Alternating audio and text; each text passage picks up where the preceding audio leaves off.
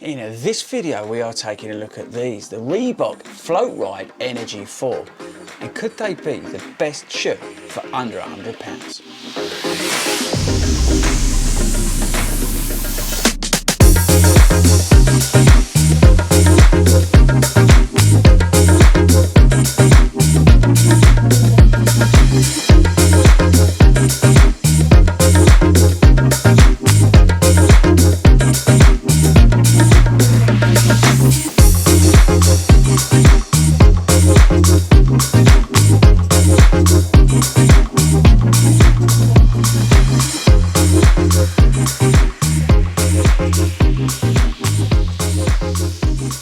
Welcome everybody to 40 Runs HQ. Now, before we get into the review of this bad boy, I want to know, have you listened to the Long Run podcast? Yes, I'm plugging it again, people. Make sure you check it out. It's the #1 running podcast in Sri Lanka. Link is in the description, so check it out. Right, okay, so we have got possibly the best value daily trainer out there currently. But what's it like? All that kind of stuff I'm going to tell you all about this shoe today. So we better get stuck in. Okay, so let's go stats and features. £75 here in the UK, and there is a lot of discount codes out there, people. I've seen people getting this for just over £50 here in the UK. So this is a real value proposition. We have got from down here the same shoe as the Floatride 3, which was a very good shoe, by the way. So the midsole, which is the what's it called? Hang on, I've got it written down somewhere. Energy foam, yeah, that was it. So I'm getting confused between the NRZ foam of Mizuno. There's the energy foam below, and you've still got the amazing outsole here, which is I think that's that carbon rubber they've got on this shoe. You've got what's the drop on it? I think it's probably 8mm still, probably 9mm drop. I think it's 9mm drop. That's what I've said on my notes. And then we've got the main part of this shoe is the new upper. That's the point in which we want to get to. Oh, can't get away from the new pull tab. See that on the back? I don't know why I closed my eye when I did that bit.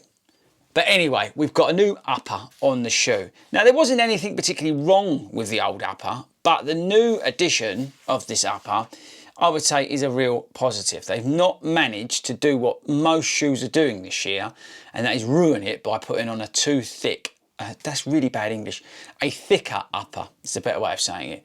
I don't know why a lot of these shoes are coming out with these new thick uppers on it. I think maybe they're just doing it so they could put out another shoe because they've got nothing else to change on the shoe. But what they've done here, Reebok, I would say, is a real positive for this version of the shoe. So they've added some structure around the medial side and the lateral side, which is good news. It's more of a mesh, breathable feeling upper on the shoe.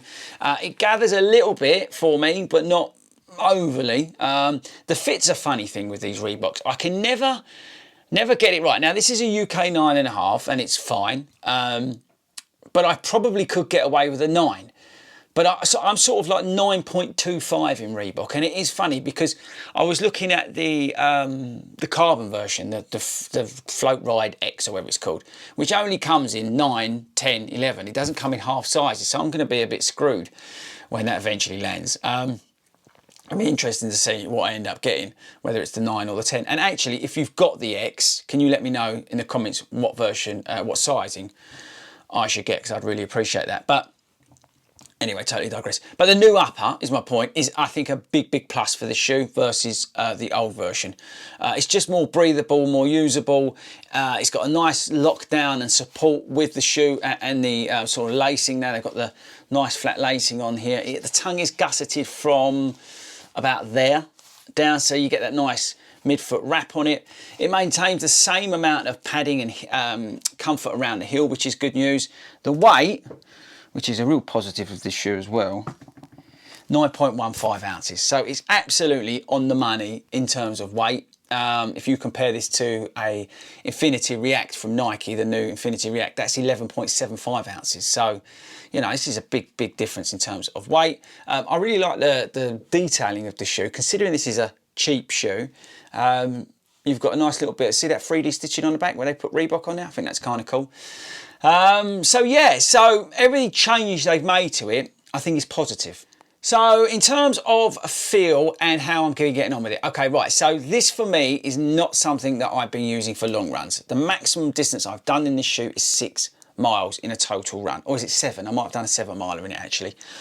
But I've not gone over that deliberately because for me, this is not a long run shoe. This is a daily trainer. This is a shoe that I will stick on for those double run days where I need to go and do 3 miles easy or recovery run, or I've got a club session and I need to trot down and we do a session and then I come back, but I'm coaching, I'm not looking to do any sort of specific work. It is literally, and I hate to use the word, but junk mile shoe for me, which is not a bad thing because it can do it all. It's got a super grippy outsole, so it's perfect for me down the canal toe part on that gravelly surface and across the grass because we work in parks as well now and this time of year. The breathability is great on it. I love the lightness of the shoe. You can really feel it. And you know, you compare this again to some of those Nike shoes. This is a lot lighter, and it's even lighter than the Puma Velocity Nitro 2.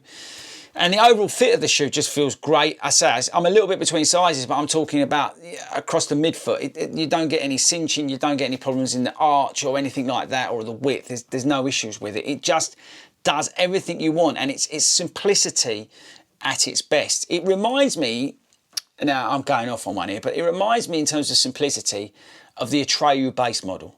And that's the thing. I do believe that this is probably one of the best value shoes out there at the moment in terms of daily trainers. The only reason I'm not saying this is the best daily trainer out there currently is because I reckon it's got a little bit of limited use. I like a daily trainer that can literally do everything. And for me, not being able to, or not being keen, sorry, because you could do it, to put this in terms of a long run shoe restricts what I can do in it. So for example, and this is where I wanted to go with the video, is that the Puma Velocity Nitro 2, I can do my long runs in it. I can do everything in that shoe that I want to do. It does feel a little bit more responsive versus this. This is not a negative on the shoe. For me, the Puma just works that little bit more. And the Puma you can get for under £100.